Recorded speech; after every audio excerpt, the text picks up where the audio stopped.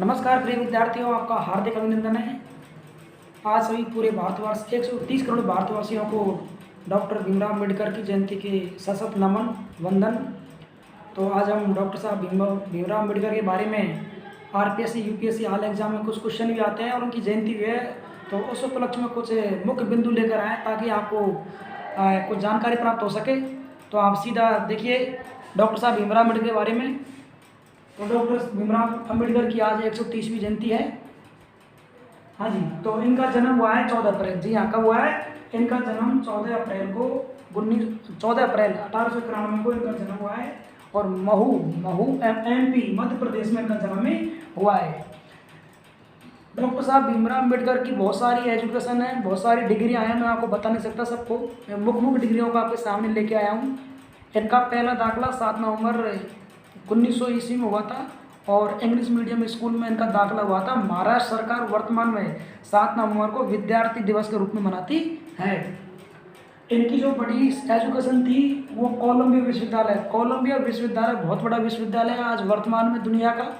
तो कोलंबिया विश्वविद्यालय से इन्होंने एमए किया हुआ था इकोनॉमिक्स पॉलिटिकल से, और PhD doctor of philosophy PhD की है इन्होंने, और एलएलबी इन्होंने कोलंबिया विश्वविद्यालय से की थी।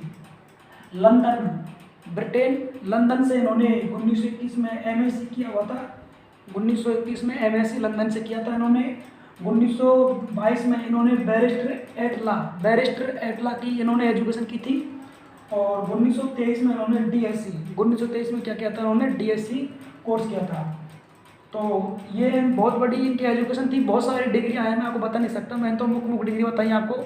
आगे देखिए इनके जीवन कैरियर में भारत की राजनीति में कहाँ इन्होंने हिस्सा लिया। तो ये बॉम्बे विधानसभा परिषद के सदस्य रहे थे 1926 से 1936 तक। ये बॉम्बे विधानसभा परिषद के मेंबर रहे थे। उसके बाद बॉम्बे विधानसभा में 1937 से 1942 बीच में ये बॉम्बे विधानसभा के मेंबर रहे थे और संविधान समिति के अध्यक्ष ये 1947 से 1950 तक रहे थे। और ये भारत के प्रथम कानूनी न्याय मंत्री। क्वेश्चन आता है आरपीएससी यूपीएससी में बहुत बार क्वेश्चन पूछा गया है प्रिय विद्यार्थियों। तो ये प्रथम कानूनी न्याय मंत्री 1947 से 1951 के मध्य में रहे थे, भारत के प्रथम कानूनी न्याय मंत्री। और राज्यसभा का सदस्य ये रहे थे बॉम्बे से, और ये रहे थे 1952 से 1956 के मध्य में राज्यसभा का भी सदस्य रह चुके हैं ये।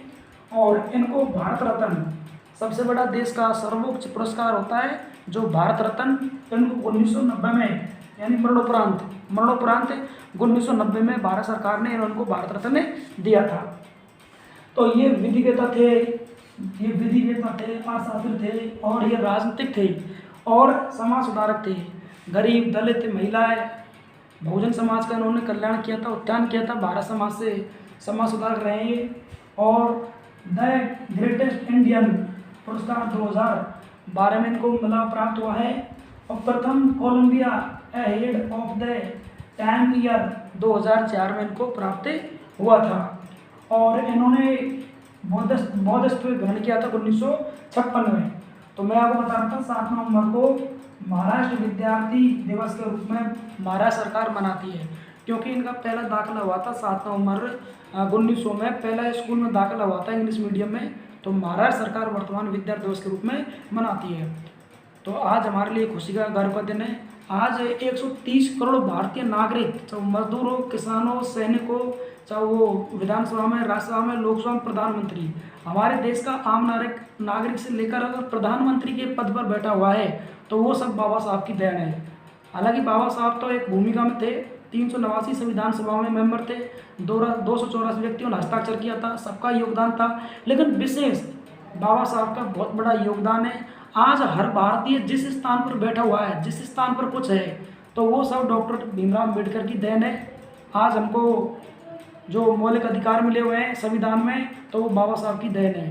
प्रधानमंत्री बना हुआ है तो वो भी बाबा साहब की देन है। हर व्यक्ति, हर कर्मचारी जो व्यक्ति है आज देश में आत्मसम्मान से रहता है तो डॉक्टर साहब की देन है।